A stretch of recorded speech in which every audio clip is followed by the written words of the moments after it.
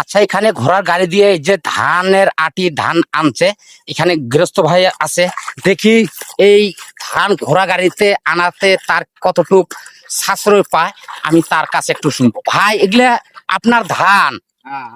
ও, আপনি ঘোড়ার গাড়িতে যে নিয়ে আসলেন, তাতে কামলার চাই কিরকম আয় হয় আপনার? কামলার বিধি শেষ হবে। কামলা কত করে? কামলা 1200, ঘোড়া গাড়ি 700-800। আচ্ছা, 1200 হইলো কামলা দিতে হয়, আর ঘোড়ার গাড়ি 600-700 দিলে হয়। আচ্ছা, ধানের মন কত আপনাদের? 600-700। চিন্তা করেন, 600-700 টাকা হচ্ছে ধানের মন। কৃষক মানুষ, গৃহস্থ মানুষ কি করে বাঁচবে বলেন? এত কষ্ট করে এই ইরি ধান আবাদ করছে, সেচ দিছে, তেল দিয়ে কেউ আবাদ করছে, কেউ কারেন্ট দিয়ে আবাদ করছে, মেশিন, সার, ওষুধ, পাটনি দিয়ে, তাতে আপনাদের কিরকম আয় হবে?